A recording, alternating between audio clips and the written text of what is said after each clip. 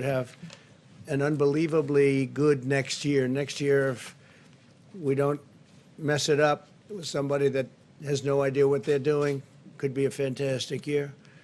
My administration has exercised the authority under the Defense Production Act to a number and a related authorities at a 78 times, dispersing over $3.5 billion to speed the development and manufacturing of essential materials. So, put it a little bit differently, the administration's exercised the authority under the Defense Production Act and related authorities 78 times. That's a lot, Peter, right? It's a big number, 78 times. Came in very handy. A lot of times we just mentioned it and they did what we asked them to do. Dispersing over $3.5 billion to speed the development and manufacturing of essential materials. I've used the DPA more comprehensively than any president in history. There was a time when the media would say, why aren't you using it? Why aren't you using it? Well, we have used it a lot. Where necessary, only where necessary. For the most part, we've had tremendous cooperation.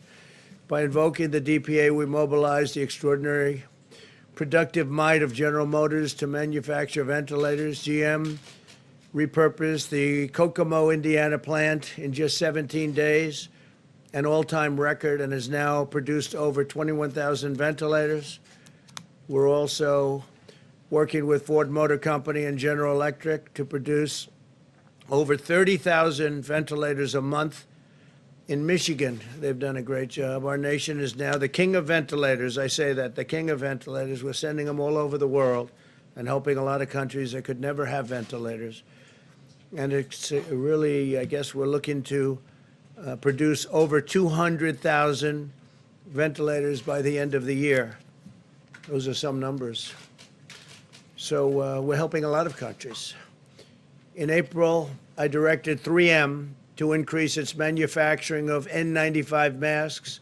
By May, they had increased production by over 1 million masks a day. Think of that. They increased production of masks by over 1 million a day. 3M is now manufacturing an additional 39 million masks a month. We also worked with Honeywell to open factories in Arizona and Rhode Island. They're now producing over 20 million masks a month. By the end of the year, domestic U.S. manufacturing will have produced over 1 billion N95 respirators, and all of them are made right here in the USA. That's a big difference from the past. Overall, we've increased N95 mass production by 400 million masks a year. Now, the media might say, why not 500? Why not 600? Nobody's seen numbers like this ever. We delivered more than $75 million in support to Puritan Medical in Maine. I was up there. As you remember, we had a tremendous visit and tremendous throngs of people along the roads on the way to Puritan Medical. Puritans doubled their production of testing swabs from 20 million to 40 million per month. They're doing a fantastic job. And so is Maine. I've also used the DPA to fight price gouging and hoarding. My administration located and seized over 500,000 pieces of hoarded personal protective equipment, including 299,000 pairs of medical-grade gloves, 192,000 N95 respirators, and 130,000 surgical masks. That's hoarding. My administration's decisive actions have yielded truly incredible results. People have done an incredible job. We've replenished the strategic national stockpile that was very badly depleted when we took office and totally neglected in the last administration. Since the start of the pandemic, we have tripled the number of N95 masks on hand to over 40 million, tripled the number of gowns to over 15 million, and quadrupled the number of ventilators to 69,000. By September, the strategic national stockpile inventory is on track to contain over 300 million N95 respirators and surgical masks, over 4.5 billion gloves, and over 190,000 ventilators. It's far more than we've ever done before. It's not even close. As we talk about the economy, we continue to restore America's industrial might. We're bringing more jobs to the USA. We understand that the economic health is critical, very critical to public health. We'll be discussing next week some of the outstanding numbers we have compared to any other country. There is no country even close when you look at what we've done compared to them on the from the standpoint of the economy. And also even during the period of the China virus. In the last 3 months, we've added an average of 100,000 jobs every single day. We've also added over 620,000 manufacturing jobs in the past 3 months. That's despite people saying you can't do manufacturing jobs anymore. You need a magic wand, they said, but they were wrong. Weekly jobless claims just fell below 1 million for the first time in a long time. I'm pleased to announce that as part of Operation Warp Speed, the federal government will be partnering with McKesson Corporation, great company, which is a major medical supplier, to rapidly distribute a China virus vaccine as soon as one is approved, fully approved. They're in stage 3 trials. We have many of them going along different passes, also many different companies doing them. Very, very incredible companies. We currently have 3 candidates in phase 3 clinical trials and are on pace to have more than 100 million doses of a vaccine ready before the end of the year, and 500 million doses very shortly thereafter. And we're ready logistically to distribute them. Our military is ready. We have a great general who's in charge. That's what he does, is he distributes things. Usually it's people and weapons, tanks, but in this case, it's a vaccine or therapeutic, as it may be. We continue to actively monitor the virus, executing our strategy to protect the vulnerable and prevent hospital overcrowding. As of today, hospitalizations continue to be very stable, and we will be watching always very carefully. Remain vigilant. We ask every citizen to practice good hygiene, socially distance, wear a mask when distancing is not possible, and to protect the elderly, always protect the elderly. So now we'll take a few questions if you'd like. I say, John, yes. Mr. President, on the issue of more money for the U.S. Postal Service and mail-in balloting, Yeah.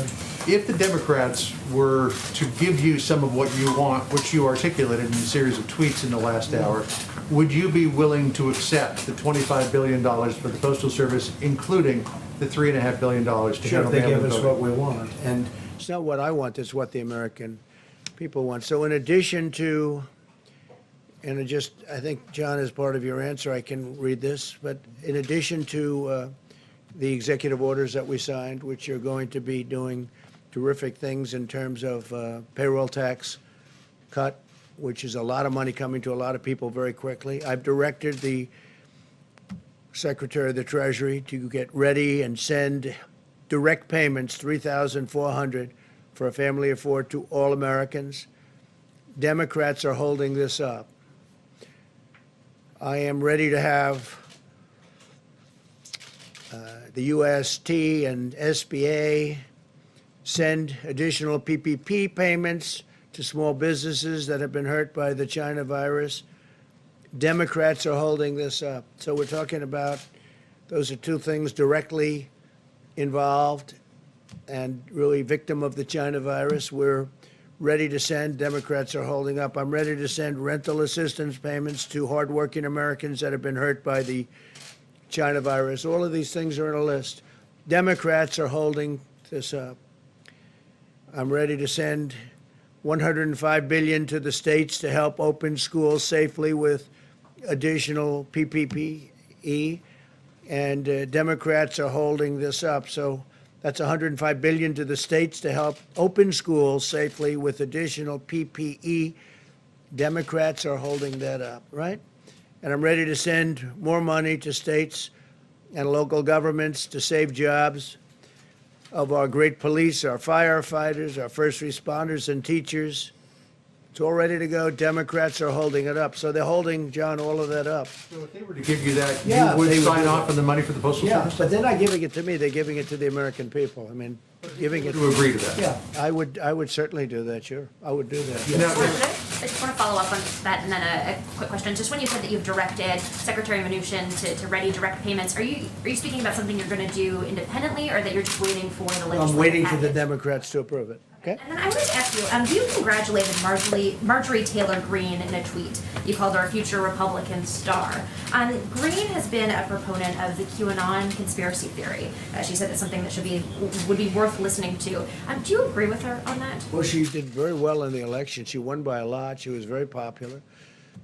She comes from a great state, and she had a tremendous victory. So absolutely, I did congratulate her. Please, go ahead. Specifically on QAnon Go and her ahead, decision please. to embrace that conspiracy theory. Do you agree with her on that? That was the question? Go ahead, Chris. I just wanted to ask you, what ails your brother Robert and how's he doing? Yeah, I have a wonderful brother. We've had a great relationship for a long time, from day one. It's a long time ago. And he's in the hospital right now, and hopefully he'll be all right, but he's having a hard time. I wanted to ask you also really quickly about Putin's invitation to join a video summit with Iran and other world powers. Would you accept that invitation? I haven't been told of it yet. I heard there's something, but I haven't been told of it yet. Thank you, Mr. President. Two questions on vaccines. First, once a vaccine is ready, who should get it first? I will rely on the doctors to tell me that. I would say probably the elderly. I would say nursing homes. A lot of people said, would you take it? I said, I'll take it if they want, or I'll go first or last. I'll do whatever they want me to do.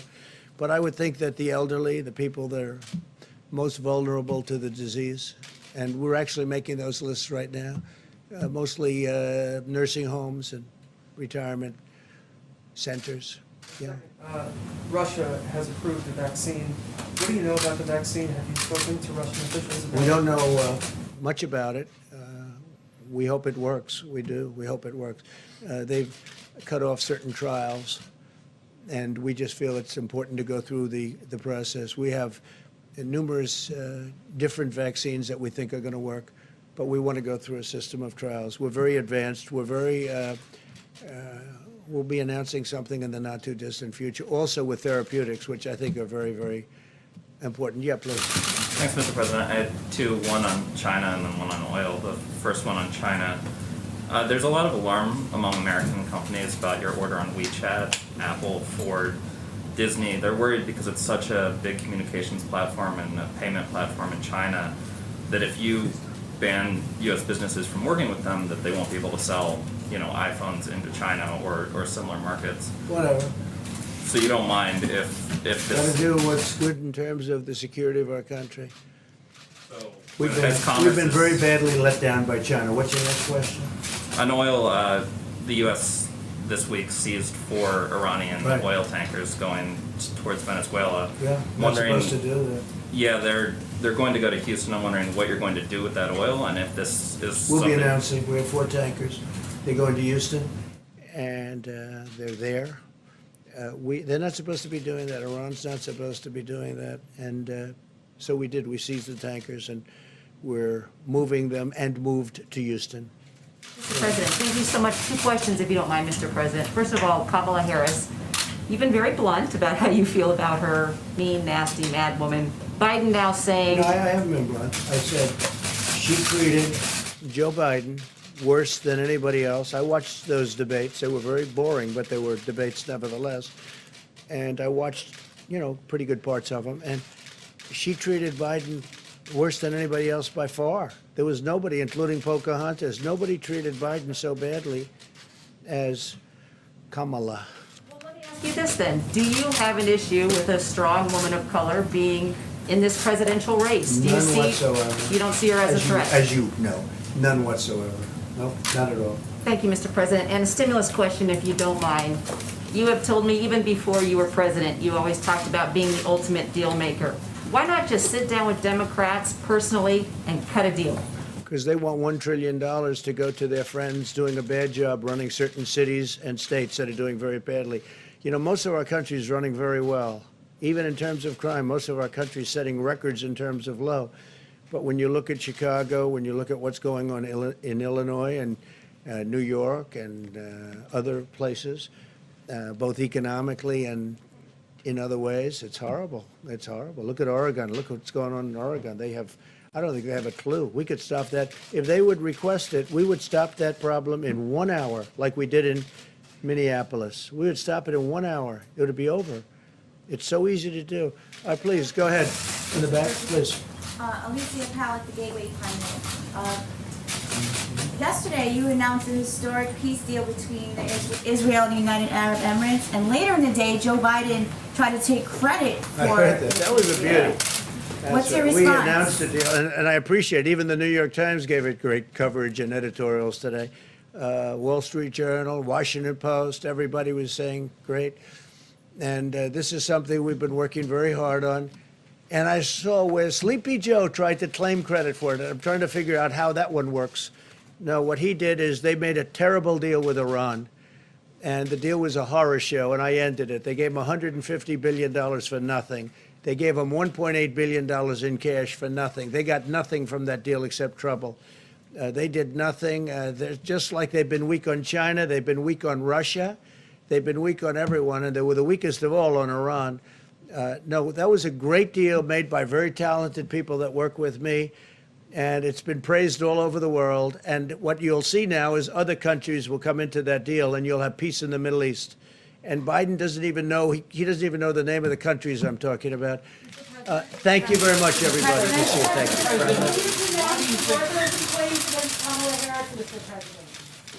Will you now denounce them?